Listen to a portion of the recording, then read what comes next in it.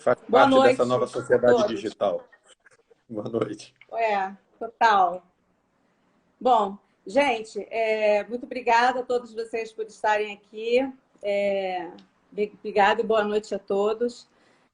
A gente está começando mais uma live semanal da série Elsevier, Hacking COVID-19, ou Covid-19, para trazer informações relevantes para os profissionais da saúde sobre questões relacionadas ao novo coronavírus. Para quem não conhece a Elsevier, é uma empresa de informações analíticas especializada em ciências, tecnologia e saúde.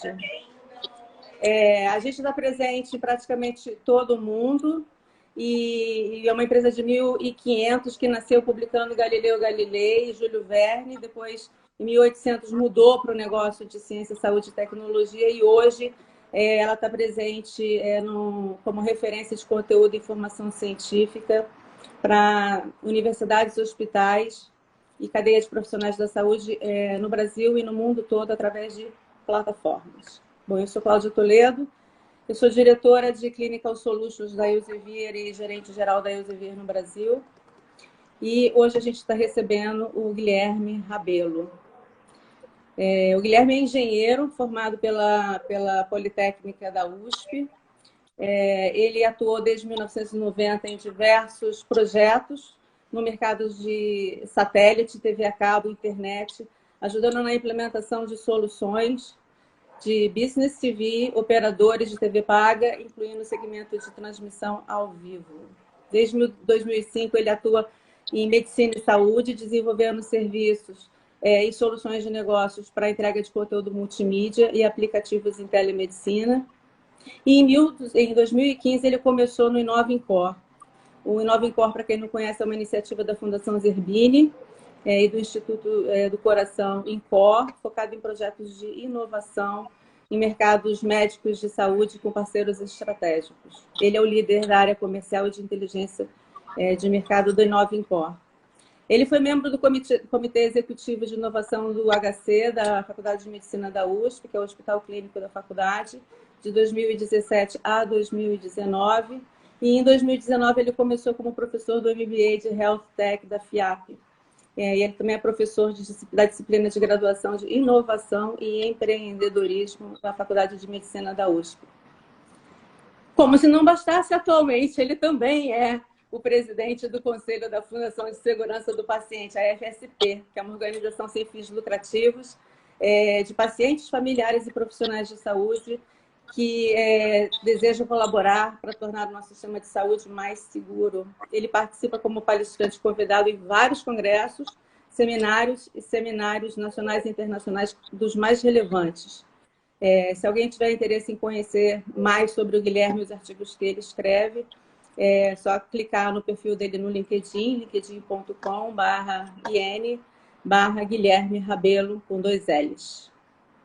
O tema de hoje, da live de hoje, é mortes silenciosas na Covid-19 e o pós-pandemia. Guilherme, é uma honra estar aqui com você em público. Muito obrigada por aceitar o nosso convite. Seja muito bem-vindo. Muito obrigado, Cláudia. Obrigado pelo convite que a Elsevier fez, né, a você, toda a sua equipe, de poder estar hoje aqui para falar desse tema tão importante. Um tema talvez um pouco assim estranho para a maioria, mas que a gente vai ver que tem tudo a ver com o nosso que a gente está vivendo. Então, queria agradecer muito o convite. Tem tudo a ver. Bom, eu vou começar então, Guilherme, fazendo algumas perguntas para você e no decorrer da live outras pessoas ficam à vontade, devem entrar algumas perguntas também, tá? Bom, primeiro eu queria saber com você o seguinte: atender a doentes é uma obrigação e os médicos fazem o juramento de Hipócrates. A vida tem mais valor que tudo e sem ela nenhuma outra coisa faz sentido. Enquanto muitos médicos e profissionais de saúde decidiram não se apresentar, e aqui não tem nenhuma crítica, pesquisadores largaram os estudos para irem para o campo. Os profissionais da saúde mostraram uma tremenda responsabilidade e esforço conjunto para aliviar o sofrimento dos pacientes, incluindo trabalhar em um contexto totalmente novo, ninguém sabia como fazer, exaustão física devido a cargas de trabalho muito pesadas e usando equipamento de proteção que a gente sabe que não é fácil. Além disso, tenho medo de se infectar e infectar outras pessoas, de se sentir impotente de lidar com as condições dos pacientes, porque é tudo muito novo. As mortes silenciosas crescem. Como engenheiro e líder de inovação em saúde, eu te pergunto se tem algo diferente que o sistema de saúde precisa pensar a partir dessa experiência. Excelente questão, Cláudia. Eu acho que essa sua descrição é uma descrição muito apropriada para o cenário que a gente vive, de uma pandemia que a gente poderia dizer desse último século, onde a maior parte de nós não era vivo quando teve a última pandemia. A gente poderia dizer que nós estamos na segunda década desse século XXI. Podemos dizer que, em grande parte, houve avanços nesse último século da medicina, mas a gente se viu totalmente despreparado para fazer frente a um problema como esse. Ou seja, em tão pouco tempo, questão de semanas, a gente poderia dizer, nós tivemos o mundo inteiro de cabeça para baixo. E a gente se viu rendido a um cenário em que mesmo os profissionais, talvez dito preparados, se viram fragilizados diante de uma pandemia como essa. Então, o que a gente nota é que talvez nós vamos precisar rever muita coisa. Nós vamos precisar rever aquilo que funcionou. Ou seja, o que no nosso sistema de saúde, na nossa capacitação de pessoas, na nossa qualificação de profissionais, de infraestrutura, estava minimamente capaz de poder fazer frente a um processo tão agudo de doenças coletivas. Mas eu acho que a gente vai aprender mais com o que deu errado e com o que está dando errado. E uma delas é o quanto isso está impactando no que a gente chamaria das mortes silenciosas, né? Porque a gente está olhando um estresse na saúde tão grande, o estresse dos profissionais, um estresse com o próprio processo de assistência, um estresse da indústria, de produtos que não consegue entregar numa velocidade tão grande, numa demanda aguda, e também um estresse social, que impacta medos diante de uma coisa totalmente desconhecida. Aí, quando a gente fala sobre essa questão que você mencionou das mortes silenciosas, Cláudia, eu queria aqui tocar um pouco do que seriam essas mortes, né? Quando a gente olha. A gente vê muito hoje os números que estão na mídia mundial, do nosso dia a dia. A gente liga a televisão, canal por assinatura, a televisão aberta, rádio. Nós estamos sendo massacrados com estatísticas. E números que muitas vezes começam a apavorar sem fazer nenhum sentido. Porque a gente não sabe se milhares é muito ou é pouco. Tudo parece grande. E a gente não sabe se esse número é verdadeiro. Porque há uma morte silenciosa daqueles que não foram testados, dos que morreram a gente não sabe do que foi, daqueles que estão contaminados e ainda morrerão por alguma doença que a gente não conseguiu detectar. E as mortes dos que não foram infectados e morreram porque nós estamos dando atenção demasiada aos infectados. Então nós temos mortes silenciosas que não aparecem no nosso noticiário. Os mortes crônicos, os pacientes que estão morrendo porque não estão conseguindo o atendimento, porque os tratamentos seletivos foram parados. Ou seja, nós tivemos um desarranjo tão generalizado no sistema de saúde que a gente pode dizer que nós vamos ter que voltar para a mesa de planejamento. A gente vai ter que redesenhar as coisas. E nesse papel de redesenho, eu acho que por silenciosas que precisam falar alto, né? Essas mortes silenciosas não podem se calar. Elas precisam trazer uma reflexão para a gente importante sobre o que a tecnologia, capacitação, ensino, conhecimento, né? E conscientização populacional sobre o que é saúde vai refletir. Então, acho que temos muito a aprender, a gente está, talvez, no começo da jornada. Concordo com você. E quando você falou de tecnologia, ao mesmo tempo em que a gente está falando de tecnologia, com a abertura da telemedicina agora pelo Ministério da Saúde durante essa pandemia, e várias outras discussões de aceleração que a gente está vendo acontecer, além das discussões sobre inteligência artificial que já estava acontecendo, robôs cirúrgicos, biosensores, parou tudo. Parou tudo por causa de uma doença nova que foi causada por um vírus. Quando a gente olha para o passado, a gente viu 140 anos para a gente erradicar a varíola do Brasil, a gente conseguiu vencer a cólera depois de 20 anos, AIDS 10 anos, ebola mais de 10 anos, e assim a gente vai avançando em termos de conhecimento, de ciência, e maior capacidade de fazer. Mas, assim, o que a gente pode refletir em relação às melhorias de saúde em cenários tão díspares? Muita tecnologia, um vírus que vem exigindo o básico da gente, uma nova adoção de comportamento. Como é que a gente reflete sobre tudo isso? Olha, Cláudia, essa é uma questão muito importante, porque a tecnologia ela não pode hoje ser mais vista como dissociada da terapêutica da saúde, né? Tecnologia hoje é tão importante para nós como é um medicamento, como é uma vacina. A tecnologia hoje não permitiria que a gente pudesse combater o Covid se ela fosse como era no final do século passado, antes da internet. Se aquela tecnologia estivesse nos dias de hoje, nós com certeza estaríamos sofrendo muito mais. Só que mesmo assim, a gente nota que a tecnologia atual, talvez em função de não termos nos prevenido ou planejado para este momento agudo de pandemia, ela se mostrou insuficiente. Hoje ela está sendo vista como insuficiente, ou seja, há um grande campo de oportunidade que nós vamos ter que repensar a utilização das tecnologias aplicadas a novos desafios. Como a gente viu a questão de, em poucos meses ou semanas, uma grande massa da indústria tentando repensar a construção de ventiladores. E ventiladores de baixo custo. Não adianta fazer um ventilador que é um Cadillac. Pouca gente conseguiria comprar. Então você tem que fazer ventiladores e devices e aparelhos que sejam acessíveis para a população em geral. A gente nota também que o papel da tecnologia móvel, como a gente está usando aqui uma tecnologia de celular, né? É fundamental hoje para as pessoas poderem ter acesso a aplicativos, notícias, informação que talvez previnam elas de terem um contágio por desconhecimento ou desinformação.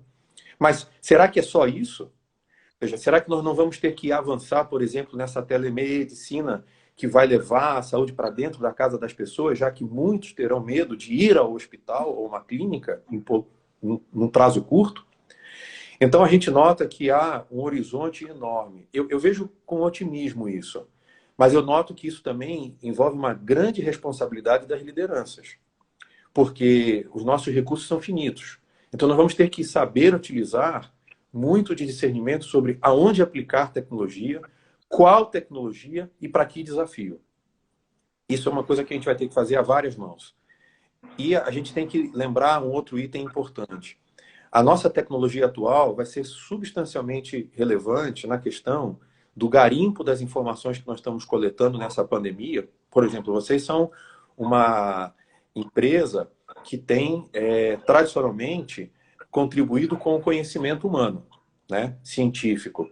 Mas o quanto se publicou sobre uma determinada doença desconhecida nesse período tão curto, ninguém consegue absorver. Os maiores especialistas não conseguem ler isso tudo e não conseguem correlacionar as informações. Então, novamente, tecnologia de informação, inteligência artificial, big data, todas essas coisas vão vir para nos ajudar nesse novo cenário. E eu acho que a palavra vai ser inovação colaborativa. Nós vamos ter que inovar com tecnologia, mas também com pessoas. As pessoas precisam ser inovadoras, elas precisam se enxergar nesse papel de transformação. Isso é interessante, né? Da colaboração. Eu acompanho de perto o teu trabalho, eu sei que você é um defensor da economia colaborativa e é muito interessante a gente ver o desperdício de energia de pessoas fazendo e refazendo a mesma coisa, né?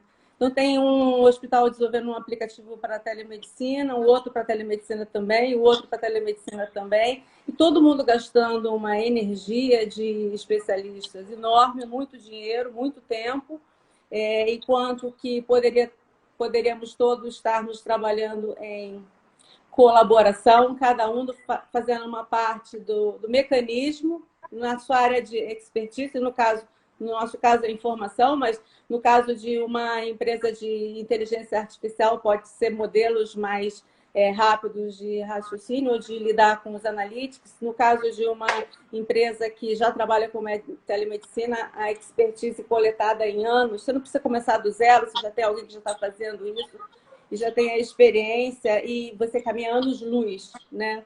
Então, essa coisa do modelo colaborativo que você defende bastante, eu acho que é uma reflexão muito importante que a gente tem, principalmente no Brasil, que a gente não tem recursos disponíveis para todos o tempo todo e a gente tem a necessidade de aceleração.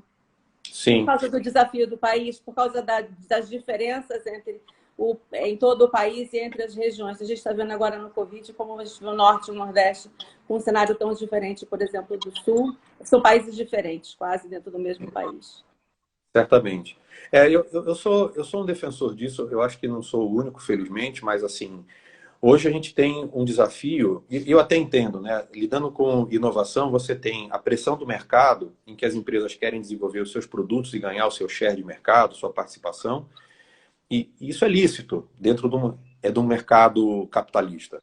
Mas a gente também tem que entender que a saúde, em certo sentido, como outras áreas, como a educação, tem bens que são coletivos, tem valores que são coletivos, elas não são individuais, elas não são privados apenas.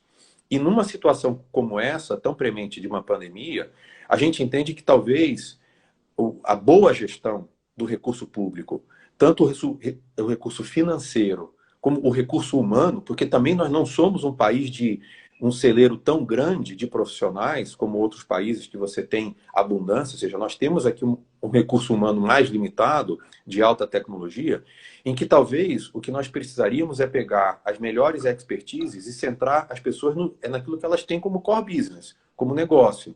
E essa colaboração dos expertises resultaria talvez em produtos melhores, mais rápidos, talvez em mais custo efetivos, para determinados problemas que têm impacto de grande escala.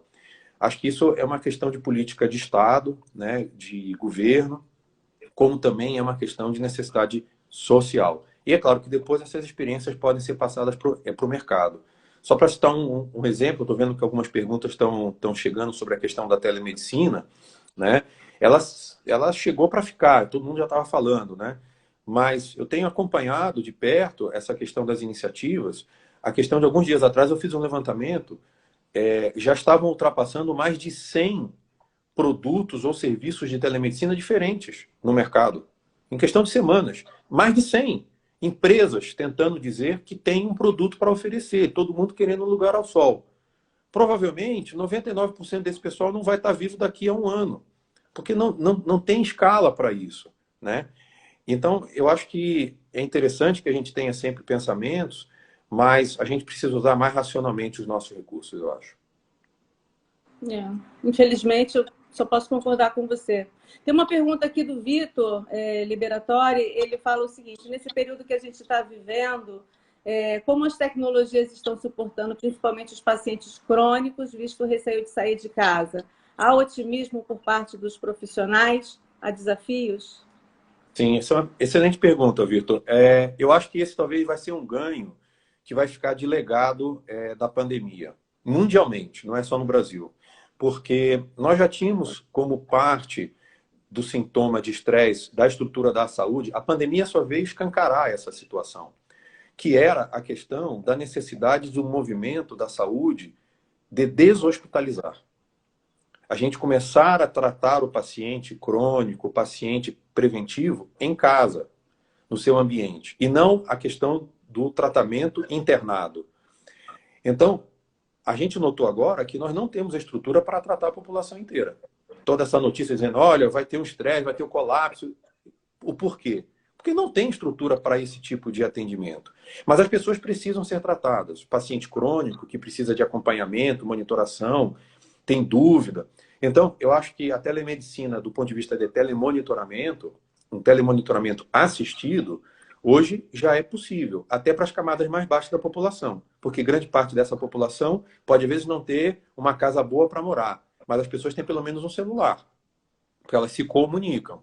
Então, assim, a acessibilidade móvel está levando isso. Então, o nosso papel, talvez, é entender que tipo de soluções de baixo custo, de impacto social e de qualidade de saúde podem ser transportadas para esses meios que a população já tem na mão. Não é tentar vender um aparelho de 12 mil reais porque ele é bacana e sofisticado. Eu tenho alguma coisa que custa 12 reais, eu tenho alguma coisa que tem uma assinatura de R$ 1. Ou seja, essas coisas que são viáveis. E não é simples fazer isso. Isso não é simplório. Isso exige muito pensamento, muita gente. Tem que ter muito esforço coletivo para fazer. Mas esse é um desafio bom, Vitor, para a gente poder pegar. Porque ele vai impactar milhões, não milhares.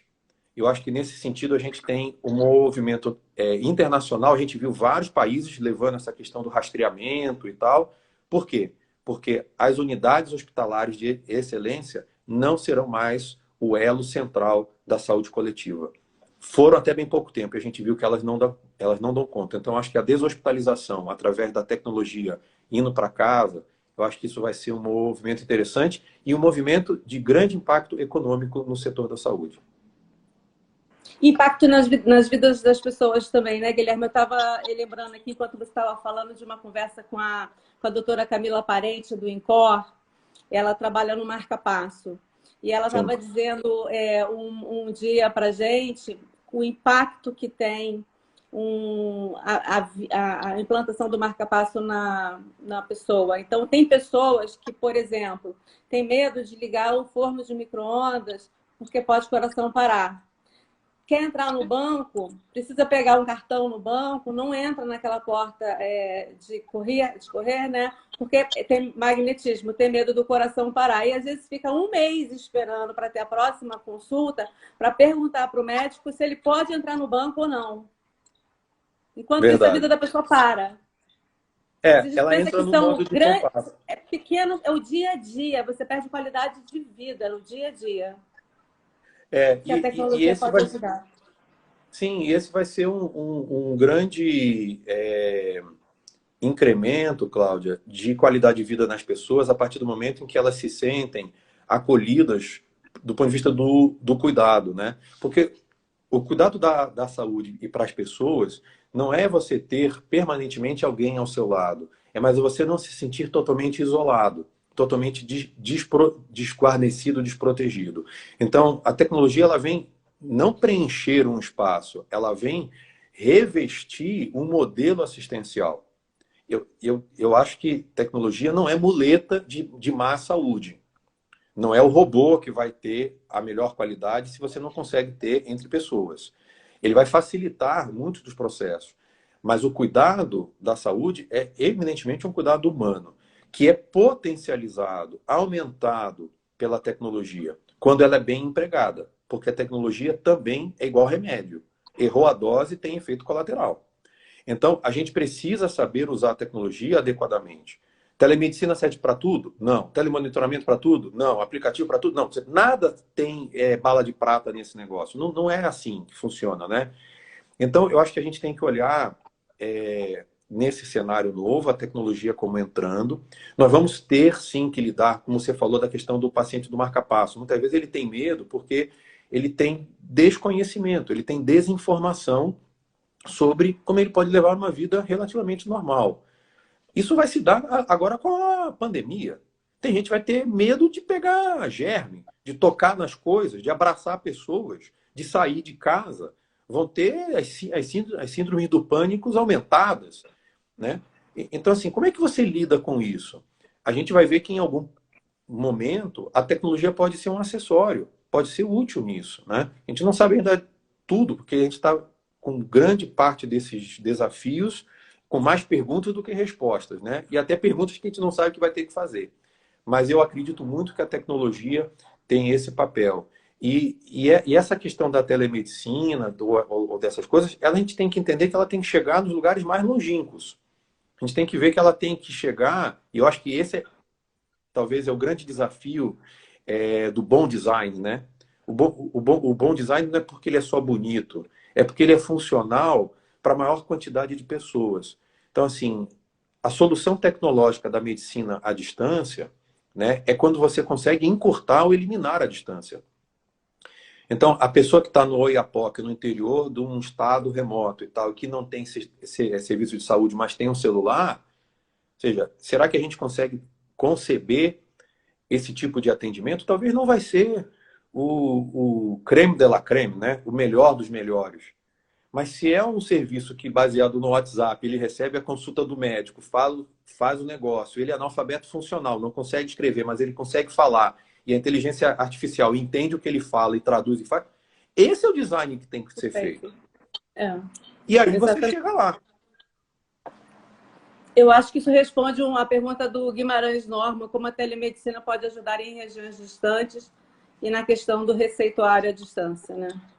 Sim, essa excelente pergunta, Guimarães, porque assim, a telemedicina, ela vai talvez cumprir um papel da sociabilização, né, da saúde para aqueles cidadãos que não têm esse acesso por uma questão de infraestrutura física, né, que às vezes viajam dezenas ou centenas de quilômetros até um hospital, por exemplo, ou para fazer uma consulta, simplesmente para ver se ele está bem. Chega lá, horas e horas no carro, a gente vê isso aqui no INCOR, pessoas que vêm do interior, amanhece na madrugada, não toma café, chega no hospital, fica o dia inteiro, só volta à noite que ele pega carona numa van para passar numa consulta para ver que ele está com a pressão normal.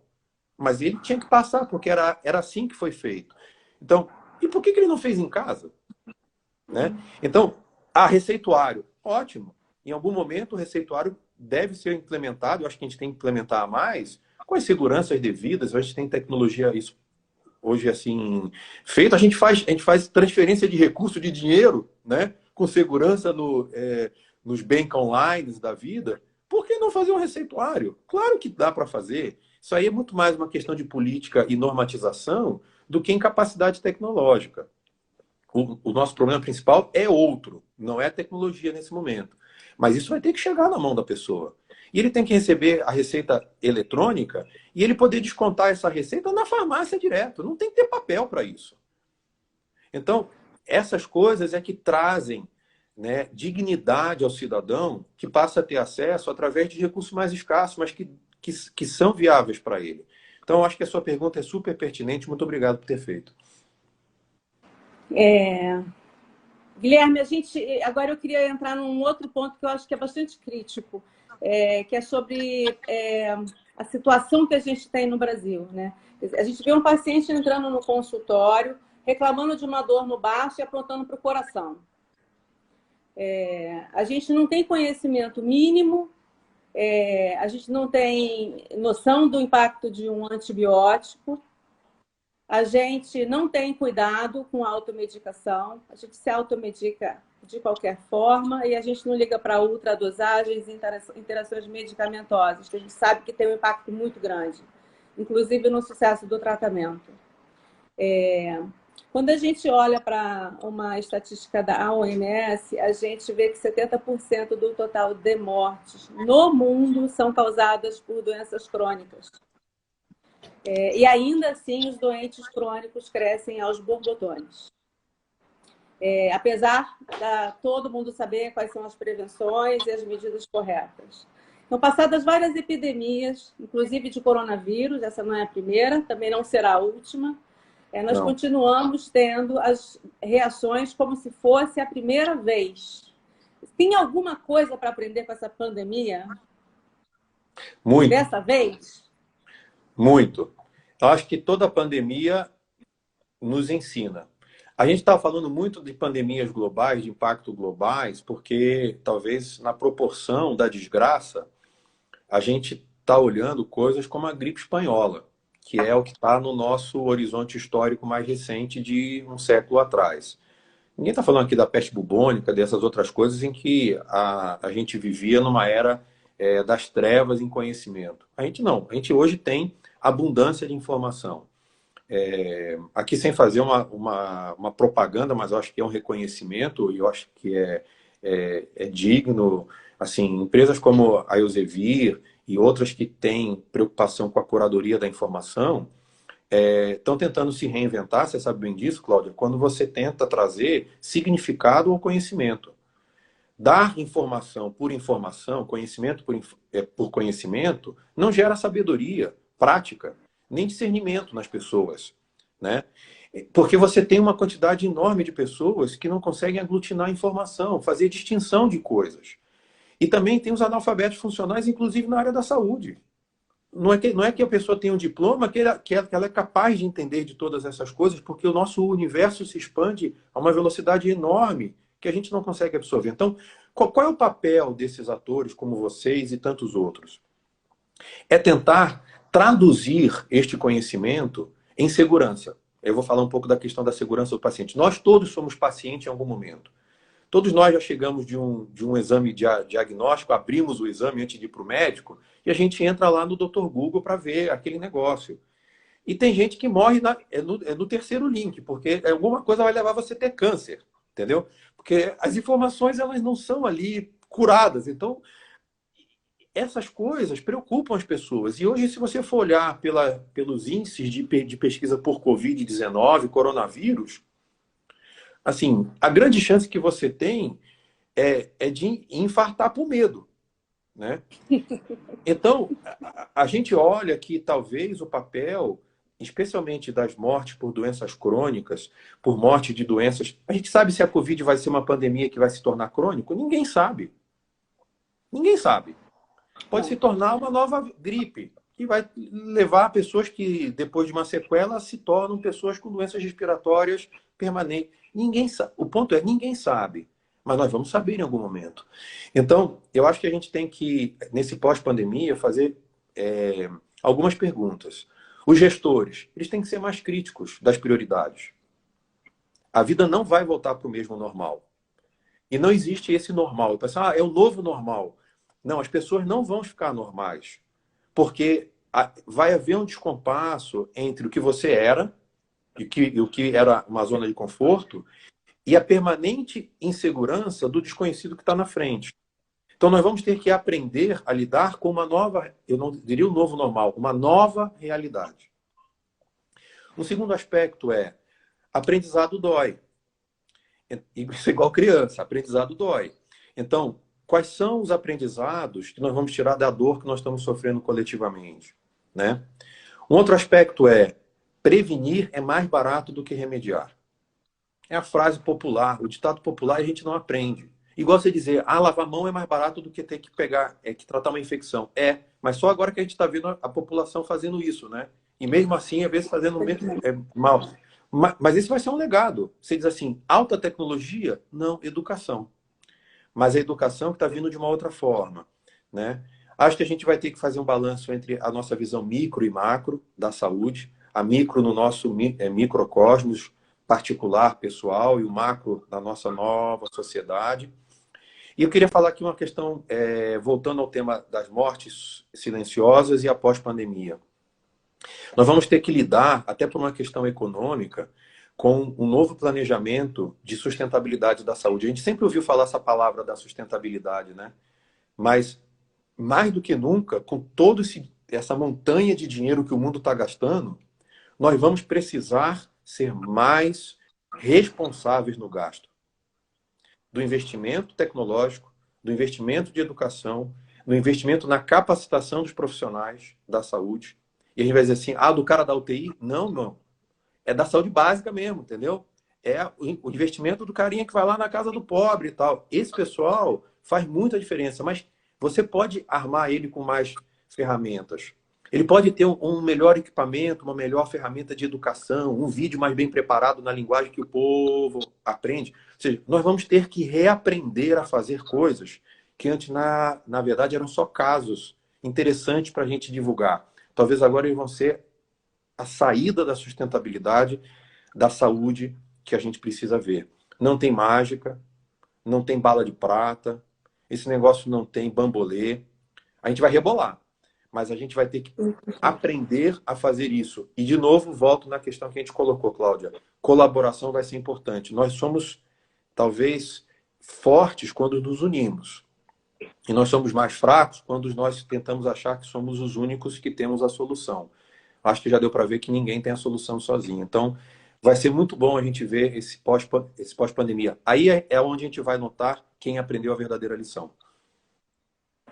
Eu concordo. Tem uma questão aqui, quando você estava falando, e eu vi uma pergunta da Vanessa Guarice aqui, que é interessante, porque uma das coisas que a gente tem que melhorar também é a questão dos analíticos, dos dados, das informações que a gente obtém, o que a gente tira de conhecimento, de aprendizado e de próximos passos a partir dessas informações, né? Então, ela pergunta, você confia nos dados epidemiológicos que são lançados diariamente no Ministério da Saúde? Poxa, Vanessa, eu sou homem, mas você me deixou de saia justa aqui, viu?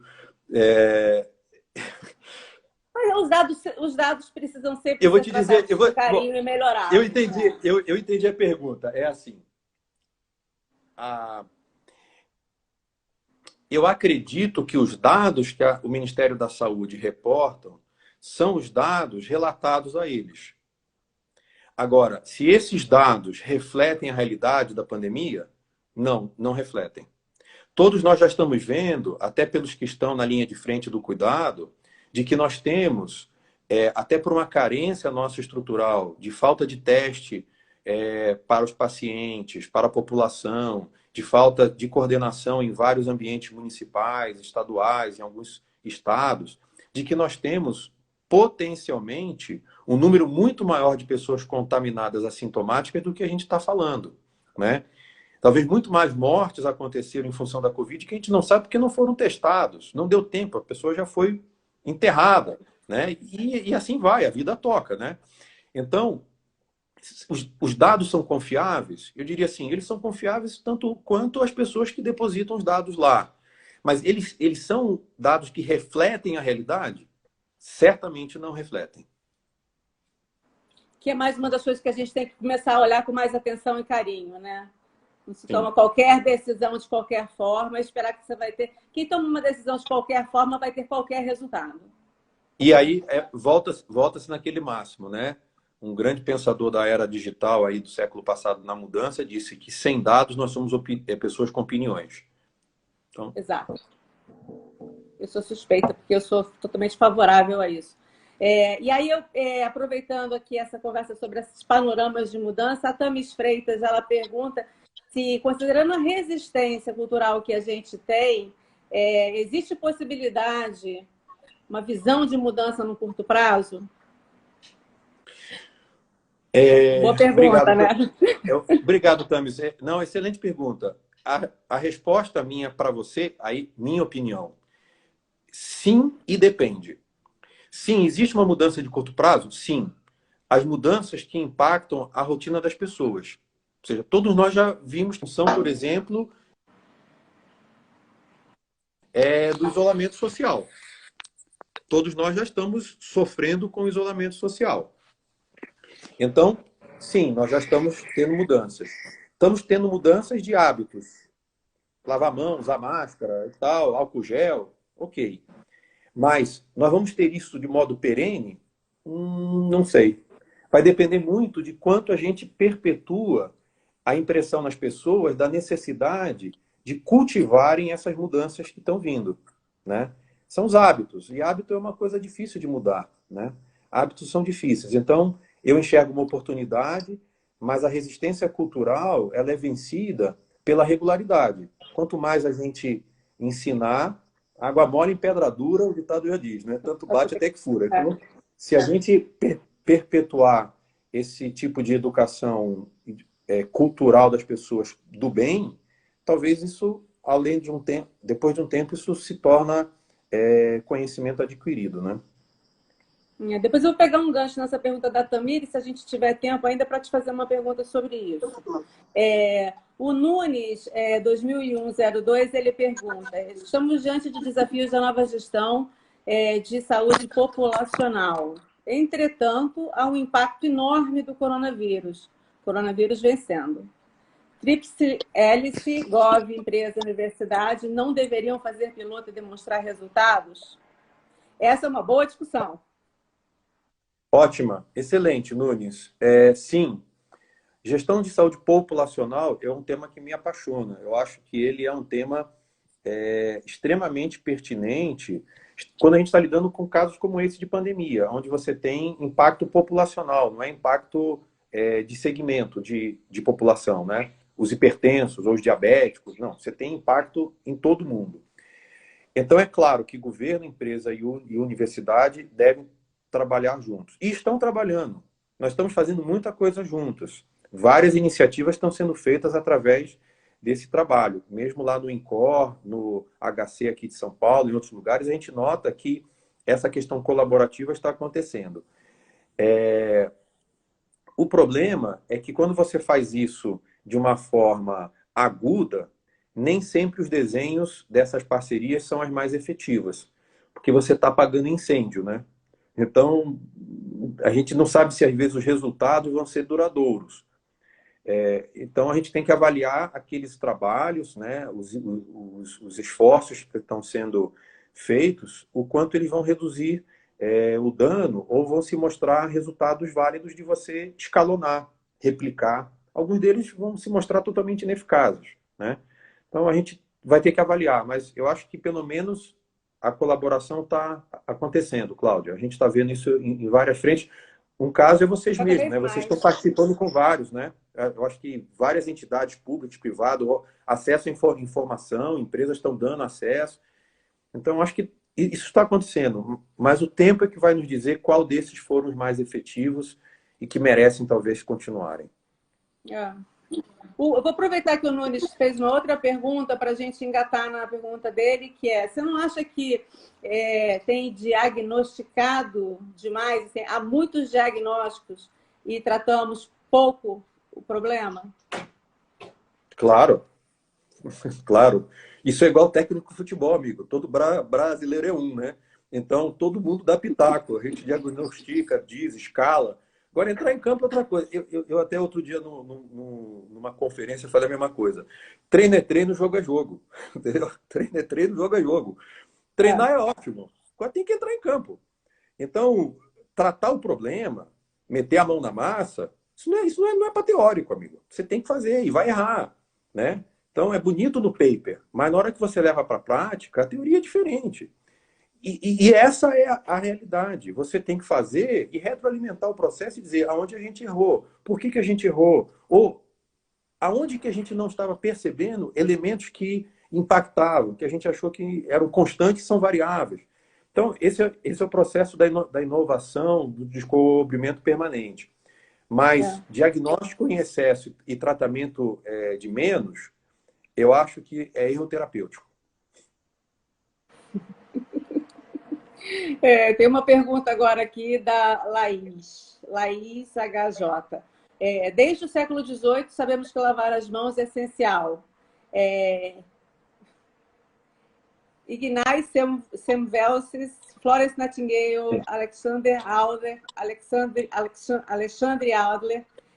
Será que dessa vez vai? Será que a tecnologia pode ajudar nessas coisas tão Sim, básicas, essenciais? Dessa vez vai. Eu acho que dessa vez vai. A gente nota que todos esses que você mencionou, o Samuel Weiss, que foi um médico fantástico, que descobriu essa questão da infecção e dizia que tinha que lavar a mão, ele foi internado como louco, né? Foi tratado como louco.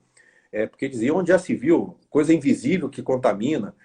Assim, os precursores geralmente são aqueles talhados como loucos, né? A Florence Nightingale, o papel fundamental na enfermagem, né? Mais do que da enfermagem, a Florence Nightingale trouxe a questão do processo, da ciência. Ela revisou metodologia, implementação. E olha, foi uma enfermeira que pôs os médicos na linha, entendeu? Então isso é sensacional, cara. Até hoje ela é que manda na casa. Então, assim, essas coisas são importantes. Mas a gente tem que entender que a estupidez vence a cultura, né? Então, a gente está vendo muito no nosso país certas coisas que são impressionantes. Então, assim, a tecnologia pode ajudar? Claro que pode ajudar. Ela pode solucionar? Não. Ela não é a solução. Ela é o auxílio ao processo. Como?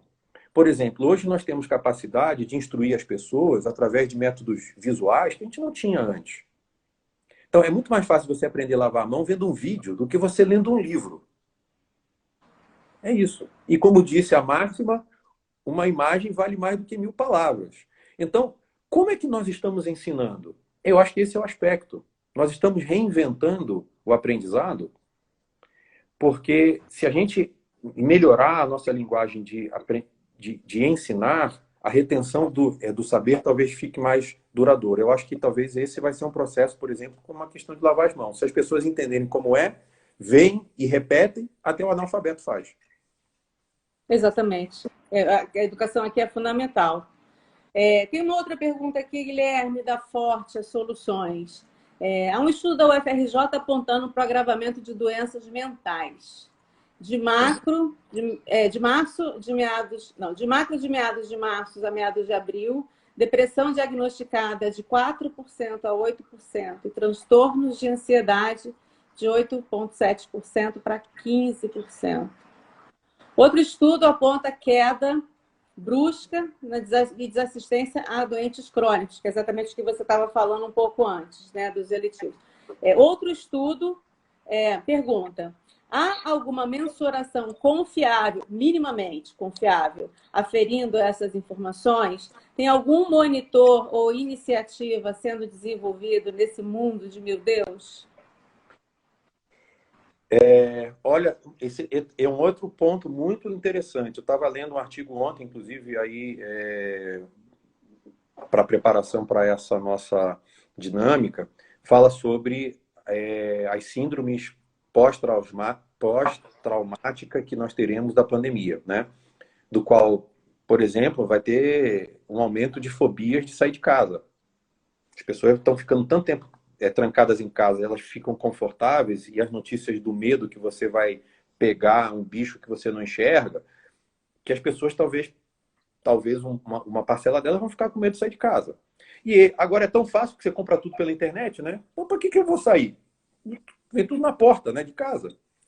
Então, nós vamos lidar, sim, com pessoas. Ver os profissionais de saúde, muitos deles lidando hoje em lugares de alto risco de contaminação. Quantos deles não vão desenvolver essa síndrome pós-traumática, fobias, né, pânico? Vários, já estão tendo, né? Vários dos serviços hoje hospitalares estão precisando deixar 24 horas, 7 dias por semana, aconselhamento psicológico, psiquiátrico, porque os pacientes estão entrando em burnout, os médicos estão entrando em burnout, os profissionais de saúde estão entrando em burnout.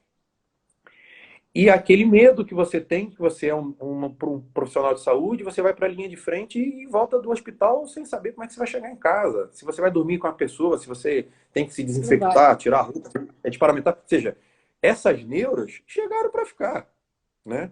Então, eu acho que os números, Forte, a gente poderia dizer assim, os números, sinceramente, ninguém sabe se são esses. Entendeu? Isso é um chutômetro. Por quê? Porque o número tem que ter dados que dê suporte.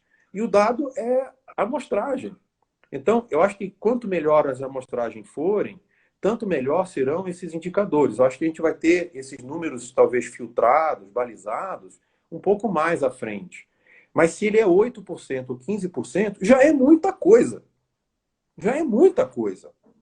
Então, o que nós estamos vendo estamos com um novo desafio da saúde, que é a saúde mental pela frente.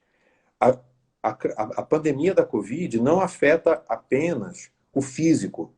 Ela tem um impacto social, e aí em maior escala do que os contaminados, que é o mental, é o emocional. E para isso não tem prótese, né? Então, a gente vai ter que saber lidar com essa situação. Eu acho que esse vai ser um grande campo de avanço e eu acho que a tecnologia, sim, a telepsicologia, a assistência que você possa dar, elas vão ser, talvez, fundamentais para você lidar, especialmente com uma escala tão grande de pessoas. A gente está acho que a gente está em menos de 10 minutos aí, ô Guilherme, e aí eu queria juntar duas perguntas aqui. A do Ivan Schettini, que ele comenta que historicamente a humanidade tem memória curta, infelizmente, qual você acha que será o grande aprendizado de pacientes disso tudo e a minha, que é em relação ao futuro também, né? A gente tem aqui a Laís, que é Head de Qualidade, Segurança e Inovação da Elsevier, que está fazendo um projeto para educar crianças fora do Brasil sobre conceitos básicos de qualidade e segurança. E as crianças são esponjas que ensinam os pais, todos somos pacientes, né? A gente precisa de uma reformulação da educação em todos os níveis, no nível fundamental, no nível técnico, no nível superior, para nos prepararmos mais como potenciais pacientes e reduzirmos os impactos de doenças crônicas, infecciosas, como essas e tantas outras. Eu acho que isso conecta com a pergunta do Ivan também. Sim. Obrigado, Ivan, pela pergunta. A resposta é: temos sim memória curta, não somos elefantes, temos memória curta. Tanto que a gente está falando sobre o efeito de uma pandemia e as pessoas estão tentando rememorar uma coisa de 100 anos atrás, quando a gente esquece que nós estamos completando uma década da pandemia do H1N1. E há um trabalho da ONU mostrando que logo após a pandemia do H1N1, que não foi igual ao do coronavírus, mas foi tão séria quanto do ponto de vista de risco, matou menos gente. Mas ela também tinha... A gente pode lembrar, todo mundo saindo para comprar Tamiflu, querendo comprar Tamiflu, né? Então, a gente vê assim, nós estamos há menos de 10 anos de uma outra pandemia tão complexa como essa, não teve a mesma escala, mas do ponto de vista de impacto sanitário, mortalidade e tal, era difícil. E a gente pode dizer que em 10 anos a gente não ficou preparado. E o tema dessa matéria da ONU, no artigo, era nos prepararmos para a próxima pandemia, lições do H1N1. Aí, no final, eu estava aqui olhando, né, um artigo de 2010, 2011, logo depois da pandemia, que foi 2009, a gente poderia dizer o seguinte: e não aprendemos nada, né? Então, eu acho que precisa mudar. E aí, eu quero pegar a pergunta da Laís, né, para concluir. E talvez você, Cláudia. Nós estamos vendo que grandes mudanças sociais, elas são geracionais. Passam-se gerações, né? Nós fazemos parte, eu, você, Cláudia, talvez boa parte dos que estão aqui, de uma geração que saiu do mundo analógico para o mundo digital. Nós somos essa geração da década de 60, de 70, que está vivenciando uma transformação para uma sociedade totalmente digital, que são dos nossos filhos, dos nossos sobrinhos, dos nossos netos.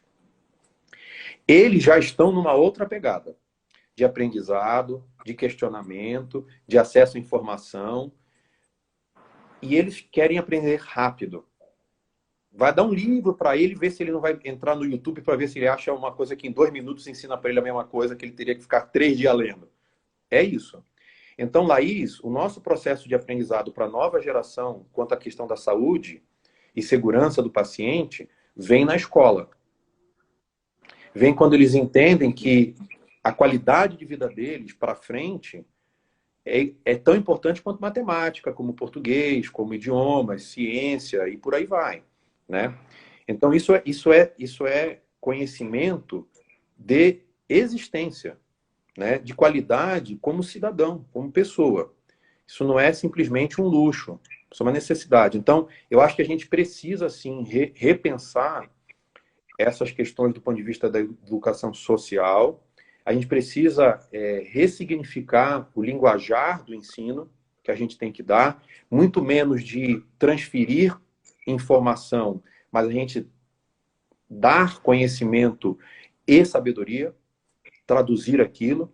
Então, talvez a gente vai ter que aprender nesse processo para que a nossa memória, embora curta, seja um pouco mais perene. Guilherme, muito obrigada. Acho que a gente já está estourando o nosso tempo aqui. Eu queria saber se você tem alguma mensagem especial que você gostaria de deixar para as pessoas que estão aqui nos acompanhando. Sim, sim. Olha, nós falamos aqui sobre temas polêmicos, coisas difíceis, até um pouco assustador, né? Tudo isso que a gente está vendo da pandemia, Covid, notícia. Eu acho que tudo isso traz para nós aquele medo natural, né? O medo do desconhecido. Mas eu queria deixar uma mensagem positiva, que é a mensagem da oportunidade, né? Do que se abre diante de nós do descobrimento, né? Do quanto a gente tem por transformar. Porque se o conhecimento que nós tínhamos não foi suficiente, nós temos um horizonte por descobrir à frente, né? Nós temos enormes oportunidades de trabalhos, projetos, inovações, aprendizados, colaborações, que talvez a gente diga, não tinha e precisa ter. Vamos lá fazer. Então, acho que eu fico com essa sensação de que, apesar de vivermos um momento impactante para todos nós, é um momento de definição de geração, né? Com certeza, mas ele talvez, se olhado com aquela metáfora do copo meio cheio ou meio vazio, eu Vou prefiro falar ver que isso, nós é o estamos copo cheio. meio cheio. Nós estamos no sentido de É, tentar encher o copo. Eu quero ver que a gente tem ainda meio copo para encher. a gente é do time do otimista de plantão e lutador até o Exatamente. fim. Firme e permanente. Sempre. Gente, eu espero que vocês tenham gostado. A gente convida vocês para a próxima evento que a gente vai ter na quinta-feira, dia 21, às 17h30. É uma conversa entre a Vanessa Guarizi e o Dr. Rudy Dalfé, médico hematologista do Centro Rio de Janeiro. Ele vai falar sobre a participação dele, últimas novidades na pesquisa que está sendo feita através de doação de plasmas convalescentes no tratamento experimental para a Covid-19. Guilherme, mais uma vez, muito obrigada. Foi um prazer estar com você mais uma vez. Pessoal, Prazer muito todo meu, obrigada Cláudio. pela presença. Obrigado, Um beijo pessoal, para por estarem você. aí. Tchau, até mais. Tchau.